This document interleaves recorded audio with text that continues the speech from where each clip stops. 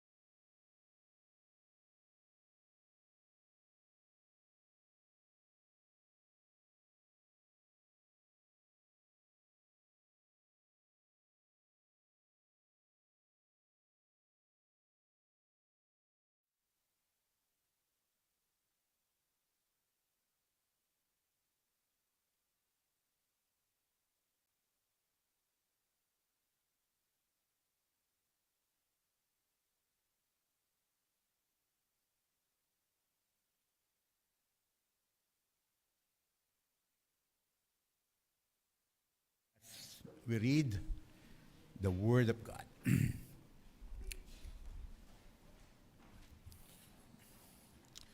Okay, number 549 sa likod. God's attributes. Basahin po natin ang salit-salitan.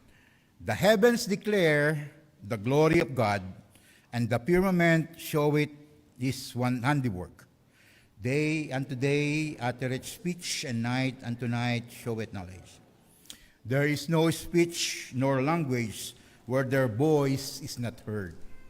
Their line is gone out through all the earth, and their words to the end of the world. In them hath he set a tabernacle for the sun, which is as a bridegroom coming out of his chamber, and rejoiceth as a strong man to run a race. His going forth is from the end of the heaven, and his circuit to the ends of the earth, and there is nothing hid from this thereof. The law of the Lord is perfect, converting the soul. The testimony of the Lord is sure, making wise the simple. The statutes of the Lord are right, rejoicing the heart. The commandment of the Lord is pure, enlightening the eyes. The fear of the Lord is clean, enduring forever. The judgment of the Lord are true and righteous altogether. More to be desired are they than gold, yea, than much fine gold, sweeter also than honey and the honeycomb. Moreover, by them is thy servant warned, and in keeping of them there is great reward. Who can understand these errors? Cleanse thou me from secret faults. Keep back thy servant also from presumptuous sins. let them not have dominion over me. Then I shall be upright, and I shall be innocent from the great transgression. Let the words of my mouth and the meditation of my heart be acceptable in thy sight, O Lord, my strength and my Redeemer. Manalangin po tayo. Panginoon Diyos, nagpapaspuri kami at nagpapasalamat muli sa inyong ginagawa sa aming buhay. Tunay nga po, Ama, na muli kami ay nandito ngayon sa inyong tahanan upang kayo aming pong sambahin at pasalamatan sa lahat ng mga biyayang inyong pinagkaloob at binigay. At dalangin namin naman na muli kayong gagalaw, kayo po ang mangunguna, i-bless mo Panginoon ang pong pag-aawitan, gayon din ang aming pong mapapakinggan na mensahe na magbibigay Panginoon encouragement sa bawat isa. Salamat po sa inyong patnubay at pangalaga, po ang dalangin namin sa pangalan po ni Kristo Jesus. Amen. Awitin natin, How Great Thou Art. Remain standing for the first stanza, How Great Thou Art. Song number 34, dito. On the first, O Lord my God, when I in awesome wonder consider all the worlds thy hands have made, I see the stars, I hear the rolling thunder, thy power throughout the universe displayed. Then sings my soul, my Savior God, to thee. How great thou art, how great thou art. Then sings my soul, my Savior God, to thee. How great thou art, how great thou art. The first stanza ay, di ba tayo namamangha sa ginawa ng Diyos para sa atin. At doon sa refrain, nakikita natin yung declaration of praise and gratitude towards our God. On the second now, went through the woods and forest glades I wander, and hear the birds sing sweetly in the tree. When I look down from lofty mountain grandeur, in His place, then sings my soul, my Savior, to thee. How great thou art, how great thou art. My soul, my Savior God, to thee. How great thou art, how great thou art. The nature and beauty, we celebrate the sovereignty and the creative power of God. On the third now, and when I think that God is not sparing, sent me to die, I scarcely pity. That on the cross, my burden gladly bearing, He bled and died to take away my sin. Then sings my soul, my Savior God, to thee. How great thou art, how great thou art. Then sings my soul, my Savior God, to thee. How great thou art, how great thou art. The third stanza speaks of the redemption that we have obtained by Christ dying on the cross for our sins. On the fourth, when Christ shall come with shout of acclamation and take me home, what joy shall fill my heart.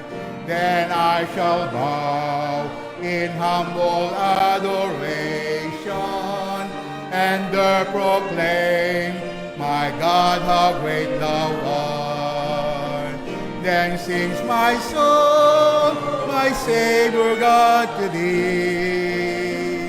How great thou art, how great thou art. Then sings my soul, my Savior God, to thee. How great thou art, how great thou art. So makikita natin dyan sa fourth stanza, our eternal home in heaven, the promise of eternal life. Okay. Amen. Pwede na po tayo mo po.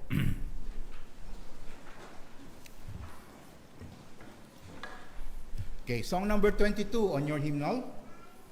Song number 22 on your hymnal. This is My Father's World.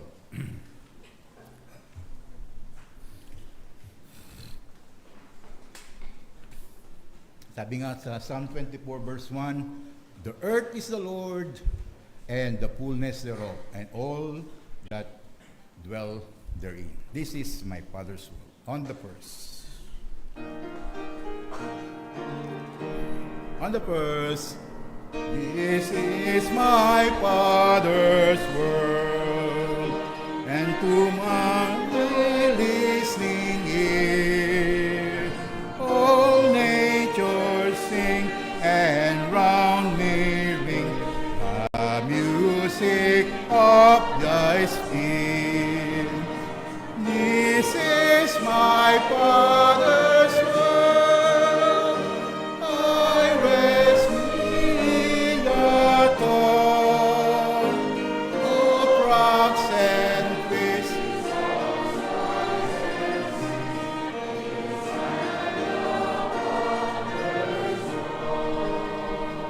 This is my Father's world. 1 second.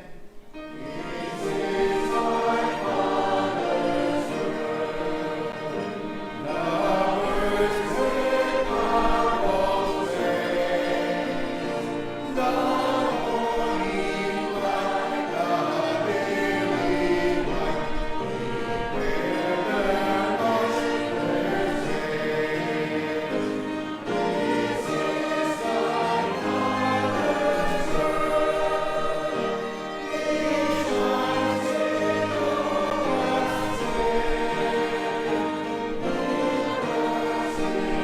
Noah's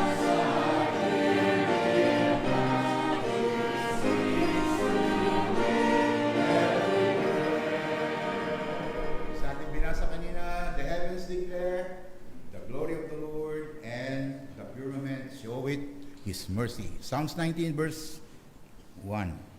On the third now, this is my Father's world. Oh, let me forget not to the wrong others God is the ruler yet. This is my Father's world. The battle is not done. Jesus to the just is right. And we won. Okay, sa unang patutuo, tawagin natin si Sister Precious for our first testimony.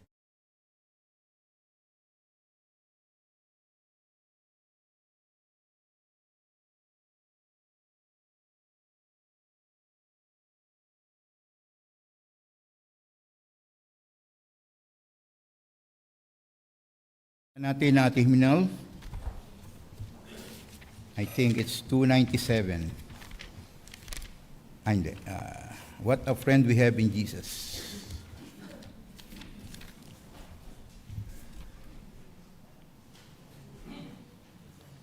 $397 pala. Ayan. I miss 100. 397. What a friend we have in Jesus. On the first, what a friend we have in Jesus. all our sins and gifts to bear. What a privilege to carry everything to God in prayer. Oh, what peace we often forfeit. Oh, what needless pain we bear. All because we do not carry everything to God in prayer. Okay, let's call on Marcus.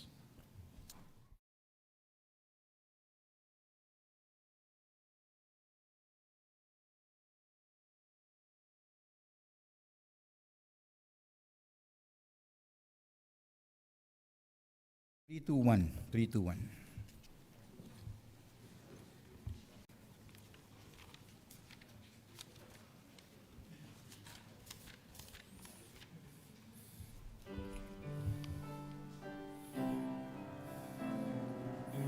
Nearer, my God, to thee. On the first. Nearer, my God, to thee. Nearer to thee. And though it be a cross that raiseth me, still all my song shall be nearer, my God, to thee.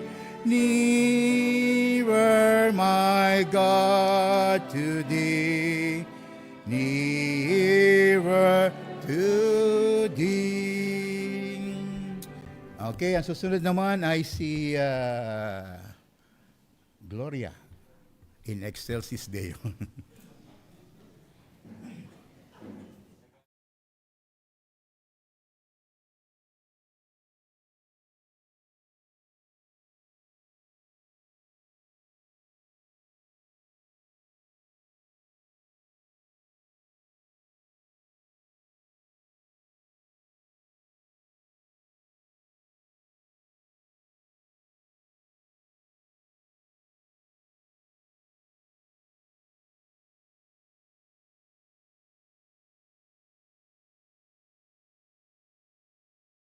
Okay, 1990 po nung ako'y nakapunta doon sa Ujongan.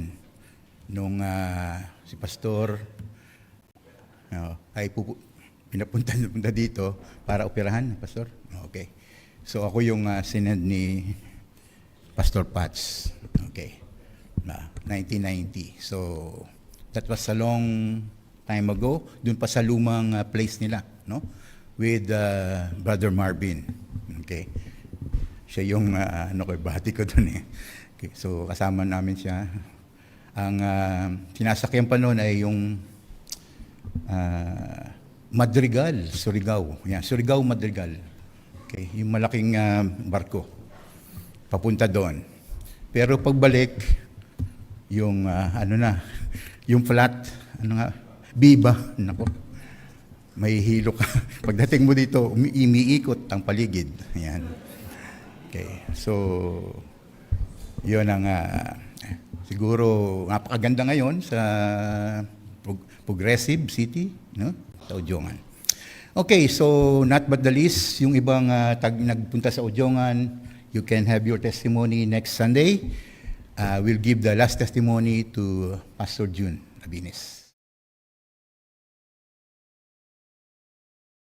Send the light, we will spread the everlasting light with the wind, heart in hand, giving God the glory evermore. We will follow His command. Send the light, the blessing gospel light. Let it shine from shore to shore. Send the light, and let its radiant beams light the world, forevermore. We have heard the Macedonian call today. Send the light, send the light, send the light, send the light, and a golden offering at the cross we lay. Send the light, send the light, send the light, send the light. We will spread the everlasting light with the willing heart and hand, giving God the glory evermore. We will follow His command. Send the light, the blessed gospel light, let it shine, from shore to shore, Send the light, and let it change our beams like the world, forevermore. Let us pray that grace may everywhere abound. Send the light, send the light, send the light, send the light, and the Christ-like Spirit everywhere be found. Send the light, send the light, send the light, send the light. We will spread the everlasting light with the willing heart and hand, giving God the glory evermore. We will follow His command. Send the light, the blessed gospel light, let it shine, from shore to shore, Send the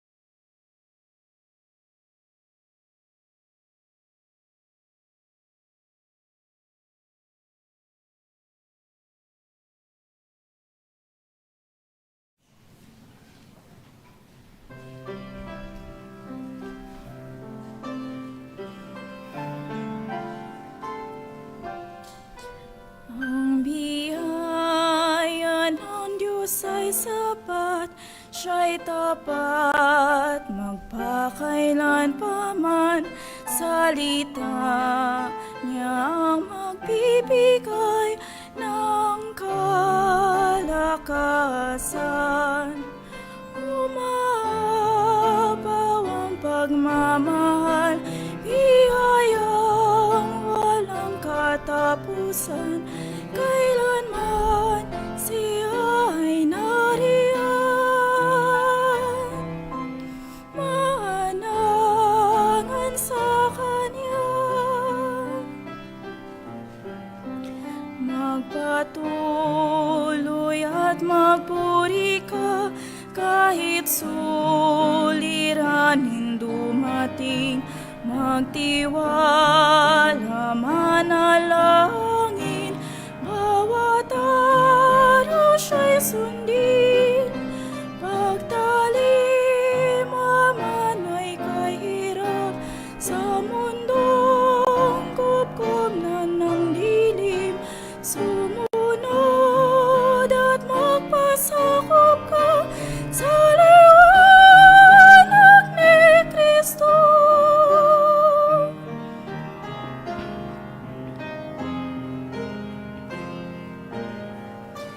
Kung ang isip ay kalituhan, salita niya ang maglilinaw. Kung puso may pangangamba, sa Kanya'y payapa ka. Umapaw ang pagmamahal, biyayang walang katapusan. Kailanman siya ay nariyan,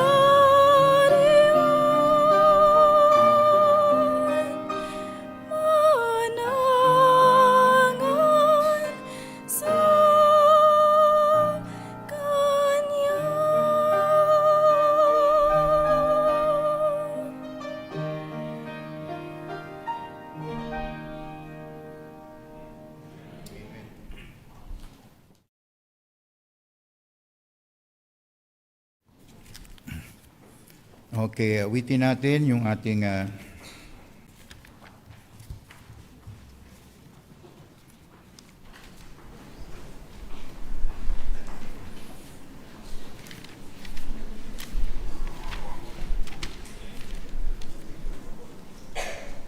Wonderful Grace of Jesus, 261 on your hymnal.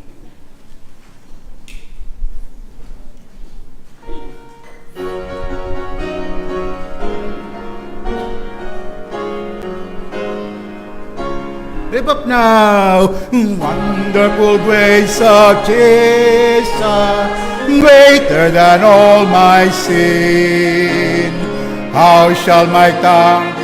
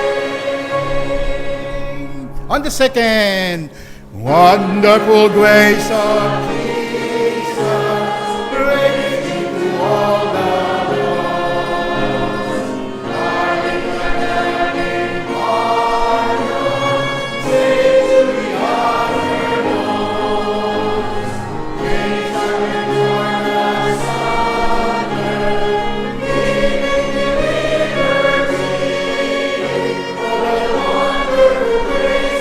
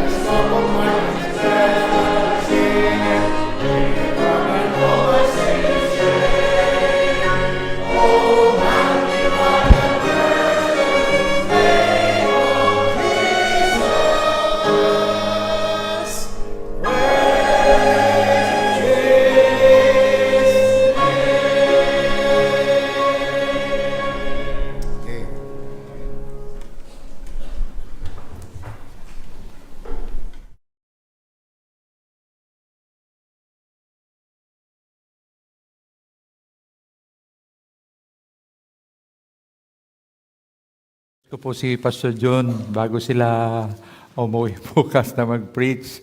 Kaya lang sabi ni Pastor John, nandyan pa daw siya sa vacation mode. Ayaw ka naman sirahin yung kanya vacation mode, no? So, buksan po natin mga Biblia sa aklat po ng Daniel chapter 2. At babasahin po natin ang verses 1 to 13. Na po.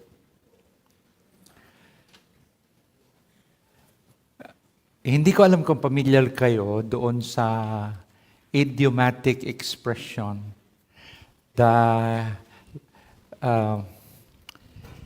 Yung sinasabi sa English na, when life throws you a curveball. Yun pong term na yon ay hango sa baseball. No? Na kapag yung pitcher kasi kung nanonood kayo ng may hawak siya sa bola. Tapos, yung catcher, siya yung nagsisignal at pumuposisyon. Ibig sabihin, may mga hand signal sila na sinasabi niya doon sa pitcher kung ano yung ipipitch niya. No? O kaya, yung pitcher, ang magko-communicate doon sa catcher by sign kung ano yung itatapon niya. So, kung minsan, mapapansin nyo yung catcher, gumaganon siya, gumaganon siya. Basta may mga senyas, no? Pag sinabi mong curveball, sa Tagalog yun, yung pitch niya may pectus. Ano? Yun yung tawag doon, pectus. Kung ikaw yung batter, at nakita mo na babato yung pitcher, ang nasa isip mo, straight yung pagbato niya. Parating yung bola, straight, biglang bababa. Hindi ko alam kung paano nila ginagawa yun. No? Ang tapo nila, ang ganda ng tapo nila eh.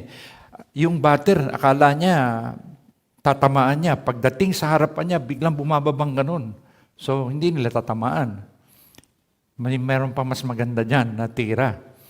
Yung manood kayo ng baseball kasi maganda manood eh. No? Pagbato ng pitcher, straight na pa ganun, tapos biglang gaganon yung bola.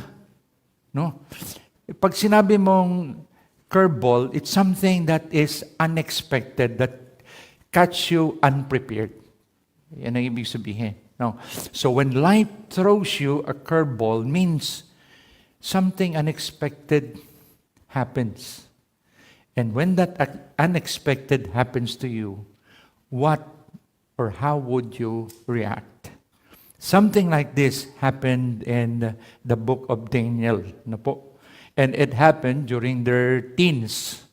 Actually, pag binasa mo itong Daniel, pag binasa mo from chapter 1 to chapter 5, ang bilis ng 70 years.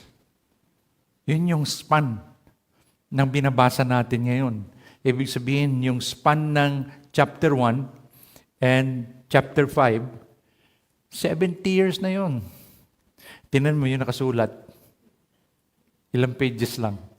So there are a lot of things and details which the Bible chose not to record. No? But if you're going to research as far as history is concerned, yung Daniel talaga. Ngayon, yung theme ng Daniel is the sovereignty of God in man and in the affairs of man. Yun ang ine-emphasize na tema ng Daniel. At ipinapakita rin nito not only in the affairs of man, but God is sovereign as in time. Ibig sabihin nito, yung soberanya niya, hindi naapektuhan ng ginagawa ng tao.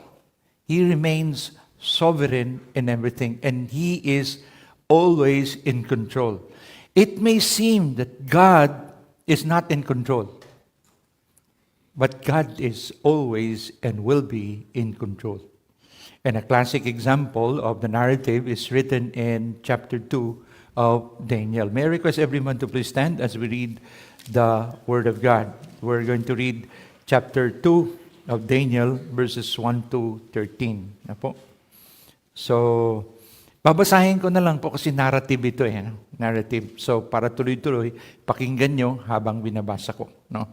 And in the second year of the reign of Nebuchadnezzar, Nebuchadnezzar dreamed dreams wherewith his spirit was troubled, and his sleep brake from him. Then the king commanded to call the magicians and the astrologers and the sorcerers and the Chaldeans for to show the king his dreams. So they came and stood before the king. And the king said unto them, I have a dream. I have dreamed a dream, and my spirit was troubled to know the dream. Then spake the Chaldeans to the king in Syriac, O king, live forever. Tell thy servants the dream, and we will show the interpretation. The king answered and said, the Chaldeans, the thing is gone from me. If you will not make known unto me the dream with the interpretation thereof, ye shall be cut in pieces, and your houses shall be made a dunghill. Grabe. But if you show the dream and the interpretation thereof, ye shall receive of me gifts and rewards and great honor, and therefore show me the dream and the interpretation thereof. They answered again and said, Let the king tell his servants the dream and we will show the interpretation of it. The king answered and said, I know of certainty that ye would gain the time, because you see the thing is gone from me. But if you will not make known unto me the dream, there is but one decree for you. For ye have prepared lying and corrupt words to speak before me, till the time be changed. Therefore tell me the dream, and I shall know that ye can show me the interpretation thereof. And the Chaldeans answered before the king and said, There is not a man upon the earth that can show the king's matter. Therefore there is no king, nor lord, nor ruler that asks such things as any magician or astrologer or Chaldean. And it is a rare thing that the king require it, and there is none other than that can show it before the king, except the gods whose dwelling is not with flesh. For this cause the king was angry and very furious, and commanded to destroy all the wise men of Babylon. And the decree went forth that the wise men should be slain, and they sought Daniel and his fellows to be slain. Tayo po'y manalangin. Panginoon, pagpalain mo ang iyong salita sa aming puso. Ipakita mo, Panginoon, sa amin ang iyo pong soberanya, ang iyong kapangyarihan sa aming buhay, partikular sa bawat isa sa amin at pangkalahatan. Na makita namin, Panginoon, na walang bagay na ikakagulat mo, sapagkat wala kaming haharapin na hindi mo muna haharapin bilang aming dakilang pastol.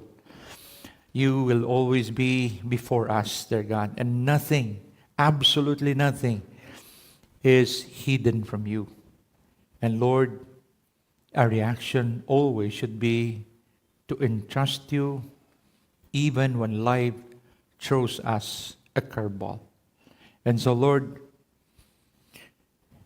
speak to the hearts of every one of us that we may understand that you are in control, even in things that seemingly trivial that happens in our lives. And we, dear God, should be challenged to trust you more and grow more and draw closer to you more. Again, we entrust our hearts to you. And even if your word will come to us as a two-edged sword and hurt our hearts, may it also be like the balm of Gilead that would heal the wounded heart. We entrust to you our hearts, dear God. In Jesus' most precious name we pray. Amen. Maupo po yung lahat. Pag binasa kasi natin yung chapter 1, galing sila sa ibang bansa, sa bansa nila. And there are a lot of young Jews together with Daniel, Hananiah, Misael, and Azariah. They were not the only teens who joined this exile. Na po. In fact, they were chosen by the king. Itong mga taong ito na dinala nila sa Babylonia to influence them of their culture and of their God are people or teenagers who belong to the royal family. At least most of them belong to an honorable lineage. Katulad ni Daniel at ng mga kasamahan niya. Ngayon, ito maganda yung treatment eh. Huwag niyong isipin na si Nebuchadnezzar is masyado siyang masama sa lahat ng bagay. O, totoo yun. Sumasamba siya sa Diyos-Diyosan. Na po, si Marduk. Totoo yun na meron silang mga human sacrifices na ginagawa. Pero at this time, his strategy is different. His strategy is to influence these young people so that when they go back, perhaps, to their particular cultures, they would be what? Messengers or bridges that would fill in the gap between the conqueror and the conquest. No po? So, ang trato sa kanila, trinit sila ng maayos, no? And within the span of 3 years, they were educated concerning the culture and knowledge of the Babylonians. And they were fed first class. They've been well taken care of. And you know the challenge, di ba? Sabi ni Daniel, as for me, sabi niya, I have purposed, no, not to partake or eat of the king's meat. Kasi ceremonially, magiging madumi, no? Sa harapan ng ayaw niya na magkaroon ng ganong relasyon sa Diyos. So, mapapansin natin na talagang Daniel stood his ground even in foreign land where no one is going to influence him, just him making a decision, and nobody is going to dictate to him what he is going to do. But Daniel purposed in his heart that he would not defile himself with a portion of the king's meat, nor with the wine which he drank. Therefore, he requested of the prince of the eunuchs that he might not defile himself. Nag-preach ako na last Wednesday, at ito po yung sinabi ko doon na nakikita natin na kahit na mahirap yung pinagdadaanan natin, because we want to please and glorify God, if we want to see the will of God and the purpose of God in our lives, we have to three things, no? Purpose to live by the word of God. We need to purposely live by the word of God. Na po, hindi naman malalaman ni Daniel na dapat siyang sumunod. Wala namang salita ng Panginoon at sinasabi na bawal niyong kainin ito eh. He wants to maintain a good fellowship and a right heart with God. That's why yung salita ng Panginoon ang kanyang pinahawakan. And because of that, he purposed in his heart not to defile himself with the king's meat. No po? Kahit na ulo niya ang kapalit. Second is, he purposed to obey whatever the cost. He purposed to obey whatever the cost. You know, the eunuchs were placed in danger because of that. Sabi niya, 10 days, subukan mo kami. Sabi ng prince of the eunuchs, nako, baka mamatay ako pag nakita kayo ng hari na napabayaan namin kayo, baka patayin ako, pati ulo ko nandyan. Hindi, subukan mo lang kami. 10 days, pakainin mo kami ng prutas at gulay. At painumin mo kami ng tubig. Kasi wine ang pinapainom sa kanila. No? To their heart's desire. Kumbaga, sky is the langit. Sabi nga natin, sky is the limit. No? So, tatanggi ka ba? Wala man nakakakita sa iyo. Pero hindi ganoon ang ginawa niya eh. He was willing to obey God even if no one is looking. Because he wants to please God. And last, sabi nga dito, purpose to rely upon God's expected end. Alam mo, pag pinagdaanan mong isang bagay na sinumulan ng Panginoon, alam na ng Panginoon yung dulo. Ang gusto lang ng Panginoon is, what are you going to do in between? God is more interested in what you're going to do and how you would react because He already knows the outcome. Na po? God will always be victorious and God will always accomplish His purpose. What He is more interested in is what happens as He teaches you to be built up in your most holy faith. God is interested in building your character. And this is showing the character of these four friends. They stood their ground amidst a seemingly trivial challenge. Ano naman yung kumain ka? First class, wala man nakakakita, wala naman napapansin. Pero they were doing it before God. Na po, kasi alam nila, whether therefore you eat or drink, or whatsoever you do all to the glory of God. And you know, the result was very good. Mapapansin natin yung result. God, sabi rito sa verse 17 ng chapter 1, and for these 4 kids, 4 children, God gave them knowledge and skill in all learning and wisdom. And Daniel had understanding in all visions and dreams. So, mapapansin nyo na, it's laying the groundwork for the next chapter, for the next story. Na po?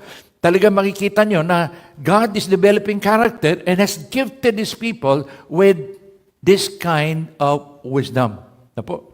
At makikita natin, now at the end of the days, that means 3 years has passed from the time that that the decree of the king came until this verse, 3 years has already passed. And after 3 years, they were presented before the king. Now at the end of the days that the king had said he should bring them in, then the prince of the eunuchs brought them in before Nebuchadnezzar. And this is what and how King Nebuchadnezzar served them. And the king communed with them. And among them all was found none like Daniel, Hananiah, Mishael, and Azariah. Therefore stood they before the king. And in all matters of wisdom and understanding that the king inquired of them, he found them, ano nakasulat? 10 times. Sa mga doktor natin, tinatanong yung pasyente niya, anong level ng pain? 1 to 10. Di ba? Sasabihin ng 7 po. Hindi mo masyadong kaya mo pa yan. Pag sinabi niyang 10, napakasakit niyan. Ito, pag sinabi mong 10, napakagaling niyan. Ang termino sa Espanyol niyan sobre saliente. Di ba? Talagang highest honor. Kumbaga, yun ang nila. Pero they exceeded. Ibig sabihin itong apat na ito, kasama sa Daniel, exceeded the king's expectation. Why? Because it was God who was working in them. Who they were, what they have, and where they stand is because God is in control. And then makikita natin dito, sabi rito, and in all matters of wisdom and understanding, diba, they were 10 times better than all the magicians and astrologers that were in all Israel. Pagsabayin mo na yung pinakamatalinong tao, sila pa rin ang the best of the best, the cream of the crop. At ito pang maganda. And Daniel continued even unto the first year of King Cyrus. So you know that the author already has experienced this. Kasi alam niya, yung susunod na hari, si Cyrus, which is a Persian. Nakikita niyo ba? Ibig sabihin, this was written after the fact. And Daniel was the one who wrote this. Although it's written in the third person, alam natin, hindi na natin yan papatunayan natin, that Daniel wrote this. Now, between chapter 1 and chapter 2, they were not really grown-ups. Kasi mababasa natin sa chapter 2. And in the second year of the reign of Nebuchadnezzar, Nebuchadnezzar dreamed dreams wherewith the spirit was troubled and his sleep brake from him. Ito na ngayon ang punto. What was happening with the 4 friends? What was happening with Daniel, Mishael, Azariah, and Hananiah? How were they facing life? Was it hard? Or was it comfortable? Siyempre comfortable. Di ba? Yung hari nga, inilapit sila ng hari sa kanya. Alam mo, mapapansin mo dito, paano natin nalaman? Sabi dito, sa salita ng Panginoon, nakita niya na itong mga kabataan ito, they were 10 times wiser. And the king needs, this is what the king wants to accomplish, that he will be surrounded by people, young people, whom he can develop to be his advisors. And what do you think? Ilalayo ba ng hari ito sa kanya o ilalapit ng hari? Mas malapit sila sa hari. So, kilala ng hari itong 4 na to. At dahil kilala ng hari ang 4 na to, anong gagawin mo? Kung ito yung pinakamagagaling, kung halimbawa ikaw may-ari ng eskwelahan, anong gagawin mo sa pinakamatatalino mong estudyante? Scholar mo. Tapos ihiwalay mo. Natatandaan ko way back in the 1970s. Kasi nung mag-college ako is 1975 no? Mukhang antigo na talaga, antique, no? 1975. Doon ako sa Gastambide nakatira, malapit sa may, pinagraralihan ng mga tao sa Malacanang. Sa Legarda. Anong plaza? Plaza ano? Hindi, Miranda. Sa ano yung Quiapo eh. Mendiola. Ayan ang gusto ko. Nagpa-participate kayo. Ibig sabihin, nakikinig kayo sa akin. No, Mendiola. Okay. Pag pinag-usapan na UE, mga kasama ko sa dormitoryo, mga taga-UE, alam nyo, yung mga scholars nila, hinihiwalay nila. Iba yung treatment nila doon sa mga cream of the crop. Ginugroom nila para pagdating ng panahon, nakukuha sila ng board exam, talagang pag sinabi mong accountancy, UE. You agree, no? During that time, 1975, 1980. Ngayon, level, fair grounds na ngayon eh. Pero pag sinabi mong UE, hawak nila yung corona. Pag sinabi mong Chem, hawak ng Adamson, no? UP, Ateneo, mga law, mga ganyan ang labanan dyan, no? Pero pagka sinabi mo UE, ganun. Inihiwalay talaga yung naalagaan. Pagka ikaw ay nagtap sa board exam, may bonfire. May bonfire talaga. At pag nakasama ko doon sa top 10, alam niyo ba magkano tinatanggap nila noon? Yung nagtap, 25,000. Magkano yung 25,000 noon? No? Ang pamasahe noon, piso. Hindi niyo ma-imagine kailan ka ba nabuhay, Pastor? Panahon nila Lapu-Lapu. No? Hindi niyo inabutan na ang pamasahe namin noon, 10 centimos nung high school kami. Huwag na tayo magkwentuhan muna na nakaraan. Balik tayo rito. No? Ano yung ibig sabihin nito? Itong mga taong ito, inalagaan. Ibig sabihin, they were living a good life. And what? In the kingdom. They were well-favored. Ngayon, wala silang problema. Iniisip na lang nila yung nangyayari. Iniisip nila at pinapanalangin nila yung nangyayari sa bayang kanilang iniwan. Habang masaya sila doon, the life goes on.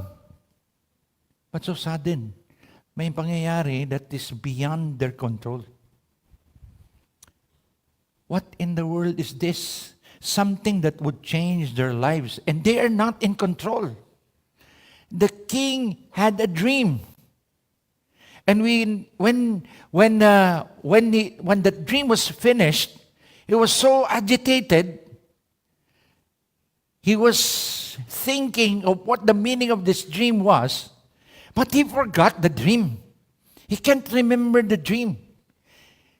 Pero yung feeling na nagulo yung kanyang isip, nagulo yung kanyang puso, hindi mawala-wala. Nag-aalala siya doon sa kanyang, siguro, ang nasa isip ko lang is, naghahalo. Naaalala niya yung iba, pero hindi niya na mapagtagpo-tagpo, mapagtagpi-tagpi.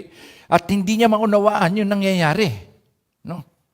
So, pinatawag na ngayon yung mga matatalinong tao, yung mga Chaldeans, huwag niyong isipin na yung mga Chaldeans, Caldero yun, Chaldees, mga astrologers, yung mga katulad ng mga magoy, nagbabasa ng mga stars. Pinatawag niya pa yung mga magicians.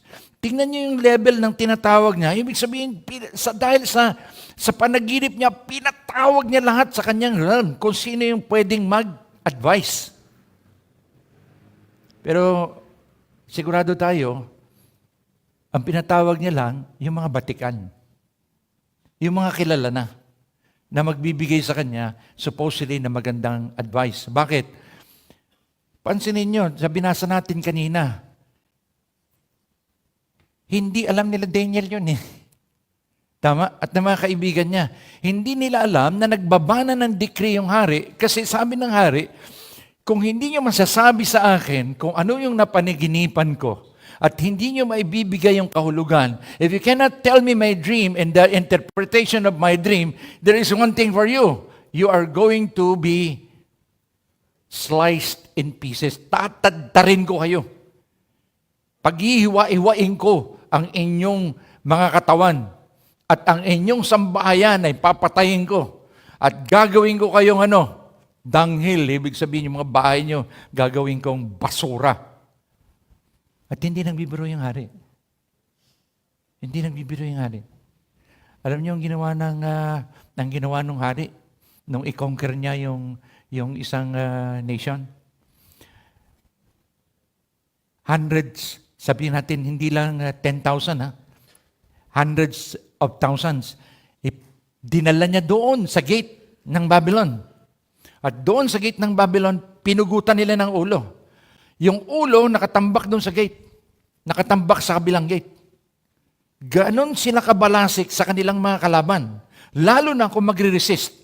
Pansinin niyo yung unang pagpunta nila doon sa Jerusalem, walang patayan. Walang patayan. Bakit? Kasi sabi ng mga propeta, sumuko na kayo. Yun ang sinabi ni Jeremiah. Tanggapin nyo na ito ang kalooban ng Panginoon. Huwag kayong mag-resist. Kaya si Jeremiah, napagbintangan na kakutsaban nila. So, anong ginawa ng hari kay Jeremiah? Ay pinahirapan talaga ng todo. No?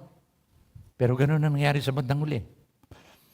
Nung may pumalit sa hari na unang nakausap ni Nebuchadnezzar at nagrebelde ito laban kay Nebuchadnezzar, doon na nagalit si Nebuchadnezzar.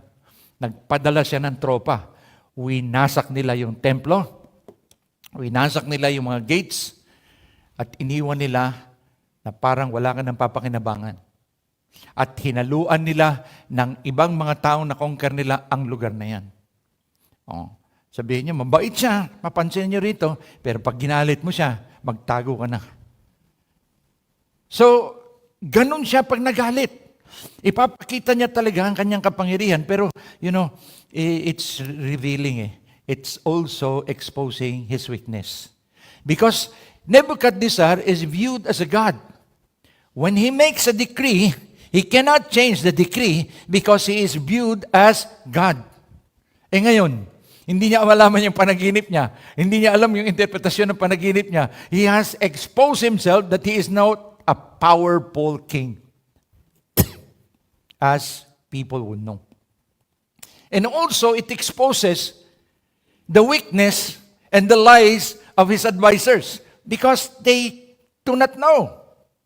Ibig sabihin, hindi nila kumbaga, gamitin mo na yung magic mo, gamitin mo na yung astrology mo, gamitin mo na yung kung anong divination ang gusto mo. Wala magagawa yung demonyo pag ang Diyos hindi nagsalita. Diba? The devil has no power with God. God can give him his revelation or withhold from him his revelation. Because God is going to show himself strong and sovereign. So at this time, a curveball was thrown to them. Pansinin niyo sa verse 13 na po. And the decree went forth that the wise men should be slain. And they sought Daniel and his fellows to be slain. If you hear the news and you are in your comfort zone, expecting that everything is going right, and then suddenly a soldier comes to you, parang sabihin natin, pagpunta doon, full battle gear na sila, pagkatapos mababalasik sila, lumabas kayo dyan! Di man kugulat ka. Tama? Kasi yun ang nangyari. Then Daniel, pansinin niyo to, answered with counsel and wisdom to Arioch, the captain of the king's guard, which was gone forth to slay the wise men of Babylon. He answered and said to Arioch, the king's captain, why is the decree so hasty from the king? Then Arioch made the thing known to Daniel. Pansinin niyo ito, no? Ito namang mga taong ito, hindi naman talaga sila yung brusko talaga na parang sasabihin nyo, masyado itong mga tao ito, handa nang pumatay at handang mamatay. Ba't si Arioch kay pag-usap pa kay Daniel? Tama? Ba't hindi nilang pinagtataga, utos ng hari, let's make our job easy, let's kill them all. Pero the fact that Daniel was able to talk, kasi teenager mga to Hindi ito yung mga sinasabi natin, mga 40 years old, mga teenagers talaga to. Teens, na po, hindi teenager. Hindi sila 40 years old dito. Siguro, late 20s, late teens sila dito. What can they do? So siguro, nakita rin naman nung ni Arioch, napakabata nilang tignan, ibig sabihin, naaawa rin si Arioch sa kanila. Bakit? Bakit kayo nandito? Bakit niyo ako papatayin? Bakit ganun kabilis ang pagano ng hari? And then Arioch and Daniel conversed. Then Daniel went to his house. Sabi niya rito, then Daniel went in and desired of the king that he would give him time and that he would show the king the interpretation. Na po. The first reaction when life throws you a curveball is to go to the source of the event. One who understands it more than the king, that is God. Pansinin niyo yung salita. Desire. Pansinin niyo ha. Then Daniel went in and desired of the king that he would give him time and that he would show the king the interpretation. Then Daniel went to his house and made the thing known to Hananiah, Mishael, and Azariah, his companions, that they would desire mercies of God. When life throws you a curveball, most likely our life is shattered and shocked. What am I going to do? Why me? Why now? What in the world is happening? Di ba? Ang dami nating tanong. Tandaan nyo, mga kabataan ito, hindi ito mga eksperyensyadong tao pagdating sa buhay. No. Ibig sabihin, they were growing and everything was going in the right direction, but suddenly, something like this happens. It shattered their world. They were living in peace. But something like this happened. Nagtestimony si Sister Athena kagabi. Sabi niya, what happened to Brother Bobby came to them as a shock. Kasi walang paalam, katulad ng nahiga, na-confine sa hospital, patapos nakapag-usap pa. Although, may mga sinasabi si Brother Bobby daw noon na, nakapag-aral na yung mga anak ko, pwede na akong kuhanin ni Lord. Pero, anyone can say that, di ba? Anyone can say that. Marami na ako na nakausap na ganyan, buhay pa hanggang ngayon. No? Pero yung sa kanya, yung readiness niya, yung express niya. Pero, she was not expecting that something like this would happen. Now what? So, it becomes difficult, tama? Because, first time niya na mangyayari sa kanya yun. How would she react? Kaya pag-pray niyo siya. Pero, as for us who are here, something like this, now or in the future may happen to us. Something that comes to us as a shock, not only as a surprise, as a shock, and it rocks our world. But what are we going to, how are we going to react? On our knees. Yan ang sinasabi sa Philippians 4:6. Be careful for nothing. But, anong sinasabi? In everything. By prayer and supplication with thanksgiving, let your request be known unto God. And the peace of God that passeth all understanding shall keep your hearts and minds in Christ Jesus. Even the Apostle Paul is advising us to come to Him. When something like this happens, we come to the throne of grace. We come to the very throne in prayer. And that is where we find peace. The most peaceful place and settling place, stable place, firm place that we can be. And the most peaceful, sabihin natin, place is right there in the very throne of grace in prayer. Minsan natataranta tayo, ang daming nating iniisip, pero wala naman tayo makokontrol. Di ba? Sabi nga, sa halip na mabalisa ka, turn your cares into prayers. Ano po? Ilista mo yung mga inaalala mo. Pagkatapos gawin mong prayer list. At pag sinagot ng Panginoon, praise list. Di ba? Yan yun eh. Subukan yung gawin. At makikita nyo, makakanta nyo rin yung count your blessings. Di ba? When upon life's billows you are tempest tossed, when you are discouraged, thinking all is lost, count your many blessings, name them one by one, and it will surprise you what the Lord had done. Ibig sabihin, although we keep on singing that, but sometimes we forget. We forget to really just come and be at peace at the feet of Jesus. Sabi nga ng mga apostol nung first storm nila, di ba? Habang binabagyo sila, nasaan ang Panginoon? Nandun sa lower deck, natutulog. At sang sabi nila, "Care us down, not that we perish." Hindi ganun ang tone nun. Hindi siya nilapitan na, "Care us down, not that we perish." Hindi, nag-iitsahan na yung tubig eh. Nararak na yung mundo nila eh. Kaya sinisigawan nila kasi hindi na sila magkarinigan sa lakas ng hangin eh. Asan ang Panginoon? Andoon. "Care us down, not." Di ba? Parang galit na sila sa Panginoon. "Carest thou not that we perish? Why liest thou asleep?" Hindi yan yung nilapitan. "Lord, carest thou not that we perish? Why liest thou asleep?" Nagsisigawan na sila doon. Sabi ng Panginoon, "Oh, ye of little faith, why did you doubt?" Is there anything that is happening in your life that you're going through and it is not happening your way?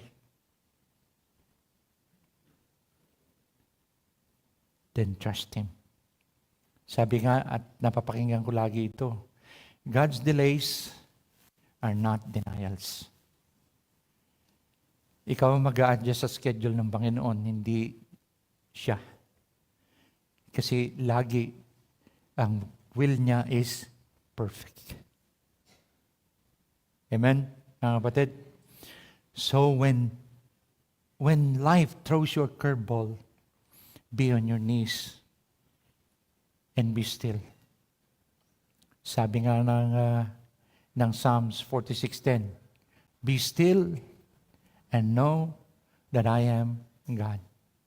Sabi ng Isaiah 26:3, "Thou will keep him in perfect peace, whose mind is stayed on thee, because he trusteth in thee."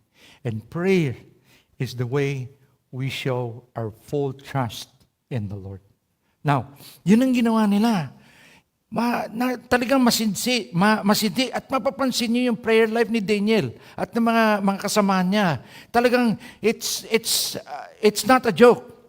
Because this chapter 2, this event or dream of Nebuchadnezzar will again resurface in chapter 8, wherein Daniel is going to really fast and pray to seek the meaning of this dream.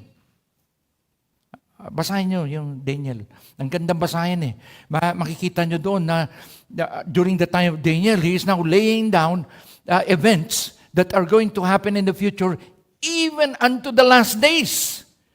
Inireveal ng Panginoon niyan kay Daniel, but Daniel has to fast and pray and seek the face of God. And God was so compassionate, He revealed everything to Daniel. Galing, Kaya sabi ko nga, ito palang, ganda pala ng prayer, When you are studying the Word of God and you cannot understand what the Word of God is saying, you pray. Pray until God, through His Spirit, enlightens us through His Word. And that is definitely what Daniel did. He prayed and sought the face and listened to what God is going to say. Ito nangyari. And nagpipray na sila, sabi dito, that they would desire mercies of God, of the God of heaven concerning this secret. that Daniel and his fellows should not perish with the rest of the wise men of Babylon. If you're familiar with Deuteronomy 29:29, which is more often misquoted, na mo, ano nakasulat sa Deuteronomy 29:29? Secret things belong to the Lord, and what has been revealed to us belongs to us and our children forever. Di ba? Talagang ang Panginoon, hindi ipahayag sa lahat. Di ba? Pero ang sinasabi ng Panginoon, kung may sikreto man at nakakaalam siya, ibig sabihin siya may karapatang maghayag nito. At yun ang ginagawa niya. Kaya ito ang punto, mga kapatid. Ang dami palang magagawa ng panalangin para tayo ay magkaroon ng pagkaunawa sa salita ng Diyos. Tignan mo ang prayer life mo, at tignan mo ang Bible life mo, at tignan mo ang life mo. Mag-uumpisa yan sa prayer life mo at saka Bible reading mo. Lalabas yan sa buhay mo. At pansinin mo ang nangyari. Then was the secret revealed. Verse 19. We do not know how long they prayed. But they prayed intently. They prayed until something happens or their prayers were answered. Then was the secret revealed unto Daniel in the night vision. Then Daniel blessed the God of heaven. Daniel answered and said, Blessed be the name of God forever and ever, for wisdom and might are his. And he changeth the times and the seasons. He removeth kings and setteth up kings. He giveth wisdom unto the wise and knowledge to them that know understanding. He revealeth the deep and secret things. He knoweth what is in the darkness, and the light dwelleth with him. I thank thee and praise thee, O God, of my fathers, who has given me wisdom and might, and has made known unto me now that we desire of thee, for thou hast now made known unto us the king's matter. Therefore Daniel went in unto Arioch, whom the king had ordained to destroy the wise men of Babylon. He went and said thus unto him, Destroy not the wise men of Babylon, bring me in before the king, and I will show unto the king the interpretation. Ito ngayon ang punto. This seemingly negative event that he is now facing is an opportunity for Daniel, has become an opportunity for Daniel to be firm in his faith. Na-develop yung karakter na talagang nag-pray siya eh. And God was so gracious to give him the secret, to reveal to him the secret. Hindi doon sa apat, hindi doon sa tatlo, sa kanya in particular. Na-lay down na yung binigyan siya ng gift to have visions and dreams, to interpret visions and dreams. And this is manifesting here. Alam niya. At nagpasalamat siya sa Panginoon. Tingnan niyo, the problem becomes a prayer, and the prayer becomes praise. Now, ito ang punto. So when life throws you a curveball, you have a problem. But your response is prayer. You have to be very patient as you wait upon the Lord. And patience is virtue. Hindi madali na masubok yung patience natin o paghihintay natin. No? They that wait upon the Lord shall renew their strength. They will mount up with wings as eagles. They shall run and not be weary. They shall walk and not faint. No po? So talagang merong sa paghihintay. No? Hindi mo kailangang ipilit sa Panginoon lahat. Maghihintay ka para ang pananampalataya mo ay lalo pang lumago at tumibay. Bakit? Natutuwa ang Panginoon eh. Diba sa Hebrews 11:6, without faith, it is impossible to please God. For he that cometh unto him must believe that he is, and that he is the rewarder of them that diligently seek him. Faith is not something that floats. It rests upon the Word of God. Tell me that you have faith, but where are you basing your faith? Feelings? Feelings change. It's unstable. opinions change. It's unstable. But when it comes to the truth of the Word of God, the truth of God is unchanging as He is. You can hold your ground when you stand upon the Word of God. And so that is what Daniel did. Problems becomes prayer, prayer becomes praise. And now, what is produced by faith is boldness. Nakita niya ba yun? No? Dahil alam niya, ang Diyos nasa side niya. Alam niya yung ginagawa niya nasa kalooban ng Panginoon. Does he now fear the king? Hindi. He fears God more. His fear is not displeasing the king, but displeasing the King of kings and Lord of lords. He was bold because his strength is found in God. At tulad ni Paul, sabi niya, I can do all things through Christ which strengtheneth me. Prayer leads us to trust. And trust demands action. We have to act upon our faith. And that is what he did. He faced the king. Naniniwala ka, asan yung aksyon? Nagtitiwala ka, nasan yung aksyon? Naniniwala ka na kailangan ng tao maligtas at ang pag-asa ng tao ay abutin sila ng ebanghelyo. Nasaan ang aksyon mo para patunayan natin at makita ang kapangyarihan ng ebanghelyo? Nasaan ang pananampalataya mo? Nung subukan ng pananampalataya mo, kung ipagpapalit mo ito sa mga bagay na panandalian. Hindi ba kailangan ng aksyon ng pananampalataya? Di ba? We have to act on our faith based upon the Word of God. Now, that he has to act upon it. Sabi niya, pupuntahan na natin.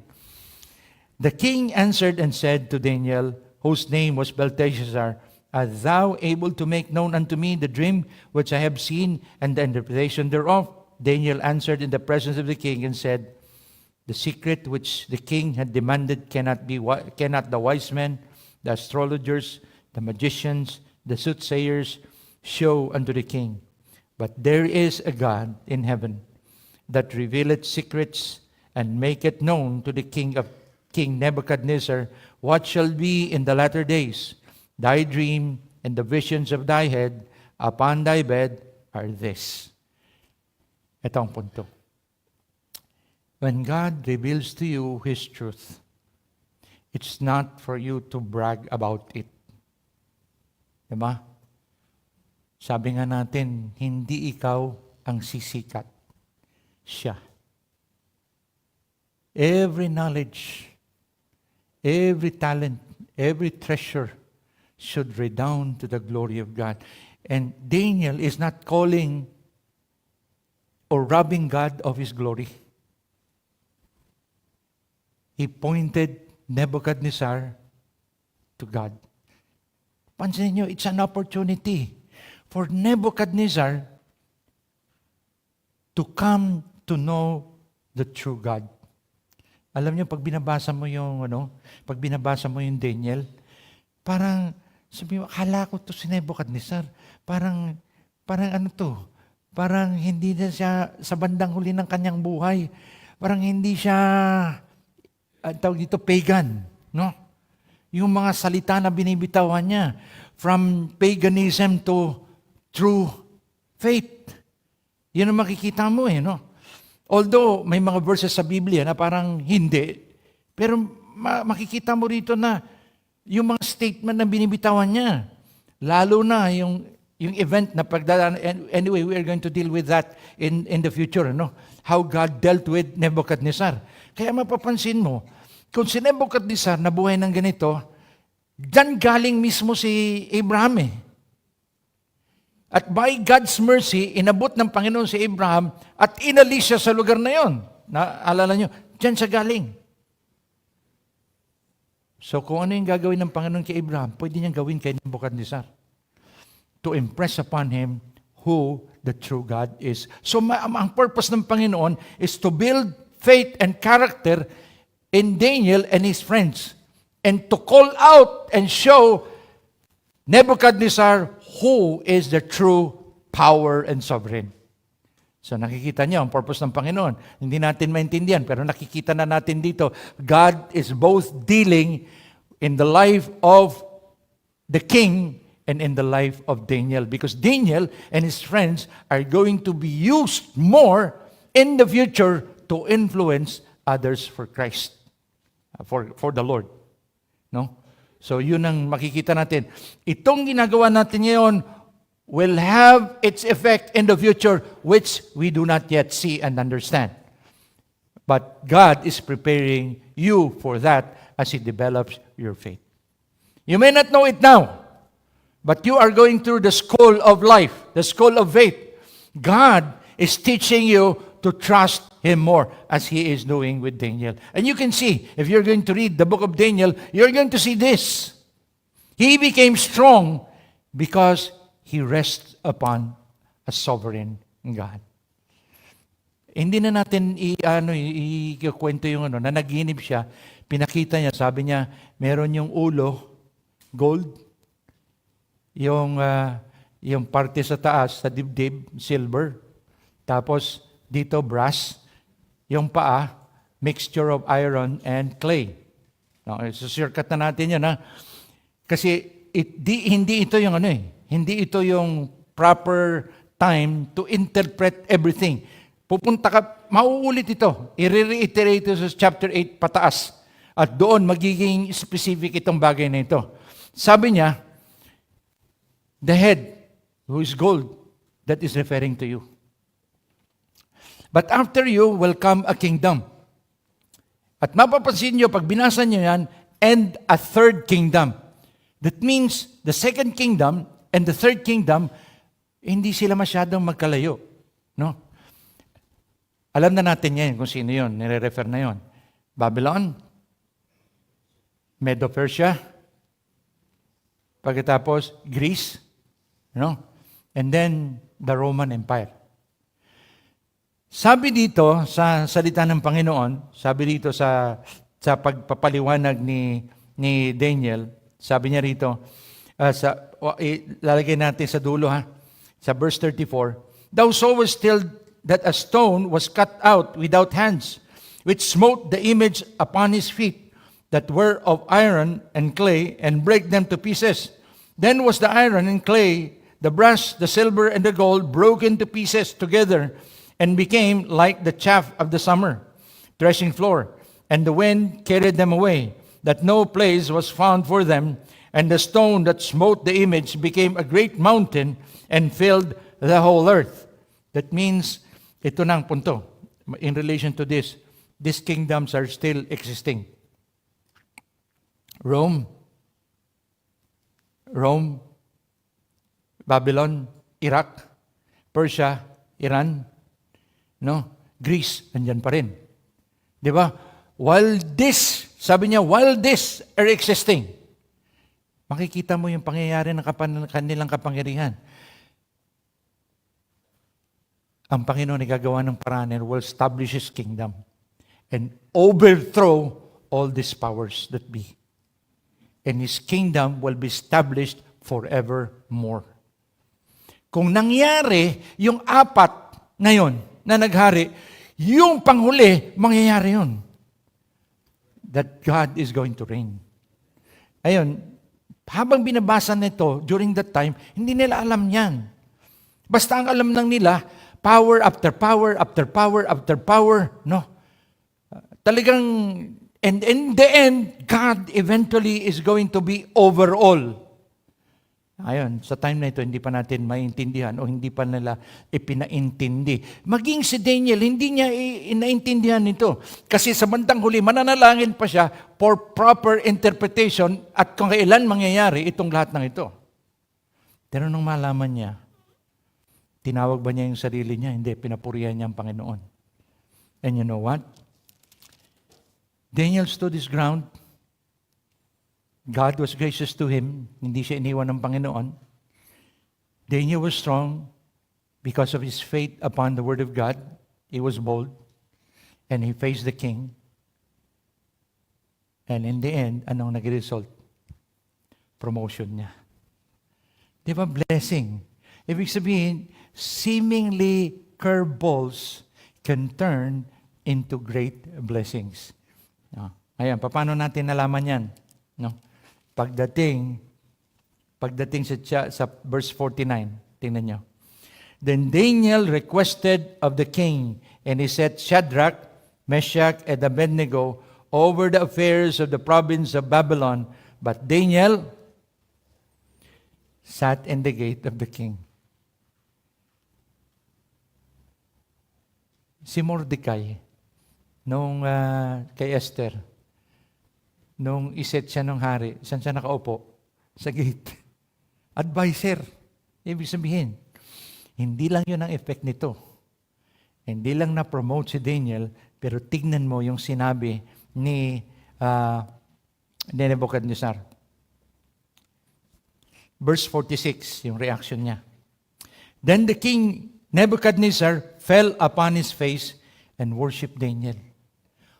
Grabe. Lumuhod yung hari sa harapan ni Daniel. At parang Diyos na ibinilang niya na Diyos si Daniel, di ba? Ganon katindi yung pag-acknowledge nung hari kung sino yung hari na, kung sino yung, at ano yung katalinuhan. Pero pansinin niyo ito, no? And worship Daniel and commanded that they should offer an oblation and sweet odor unto him. The king answered unto Daniel and said, of a truth, it is that your God is a God of gods and a Lord of kings and a revealer of the secrets, seeing thou couldest reveal this secret. Then the king made Daniel a great man and gave him many great gifts and made him ruler over the whole province of Babylon and chief of the governors over all the wise men of Babylon. Yung seemingly curveballs natin, yung palang opportunity for promotion. Di ba? So, stay put. Ito ngayon, mga kapatid. The years has started. There are a lot of things that happened. Surprises. We lost two brethren in Christ. By the way, Sister Lita Fernandez remains are now ready for viewing. If you want to go there, dyan po yan sa St. Peter's, Novaliches, no? At kaninang alas 5, ready na for viewing yan. At sasabihin na lang namin sa inyo details kung kailan yung mga services, no? We lost. Parang, ang hirap, ano? Yung umpisa natin, wala na, biglang nawala. Walang mga prelude, no? Parang bang, ano ba ito, umpisa ng taon na to? And yet, that's life. Nagulat tayo. It's a curveball for us. What do we do? We pray. We pray. We pray. We seek God's guidance. And just praise Him. And trust Him. That whatever we are going to face on a daily basis, walk and seek His face. Whatever you do, walk and seek His face, and you can never go wrong. Let's pray. Most gracious Heavenly Father, again, we thank you, O God, that you are worthy of our trust. You are sovereign, you're over all. Time does not encapsulate you, dear God. You are in control of time and beyond time. Time does not limit you, dear God. You inhabit eternity, and you know everything, even before it happens, because nothing is hidden from your sight.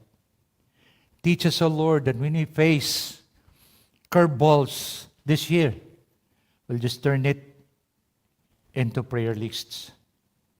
And when we find the answer, or reveals to us the answer, may we turn it into praise. May we see how you are working in our lives to build godly character in us, that each one of us, dear God, may be prepared to do more for the glory of God. Lord, we entrust everything to you and pray that you're going to cause us to grow, to trust thee more, to love thee more, and to serve thee with all our hearts. We entrust everything into your hands, dear God. In Jesus' most precious name we pray. Amen. After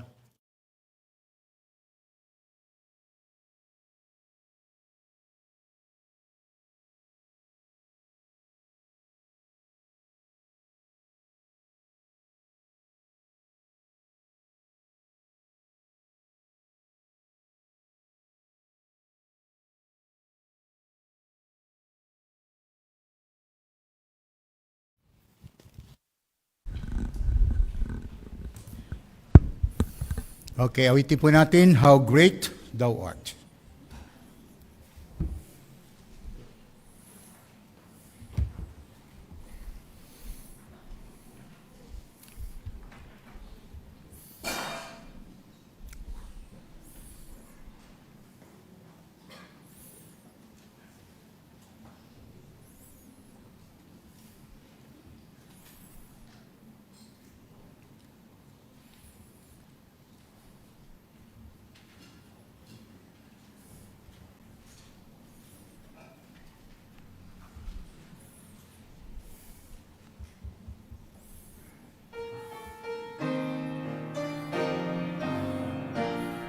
Wonderful. O Lord my God, when I in awesome wonder consider all the worlds thy hands have made, I see the stars, I hear the rolling thunder, thy power throughout the universe display.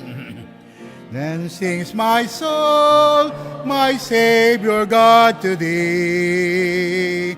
How great thou art, how great thou art. Then sings my soul, my Savior God, to thee. How great thou art, how great thou art. Let's all stand for the fourth. When Christ shall come, when Christ shall come, with shout of acclamation, and take me home, what joy shall fill my heart. Then I shall bow in humble adoration, and there proclaim, my God, how great thou art. Then sings my soul, my Savior God, to thee. How great thou art, how great thou art. Then sings my soul, my Savior God, to thee. How great thou art, how great thou art. Okay, mapo tayong lahat, and the visitors, you can leave. Okay, we have business meeting.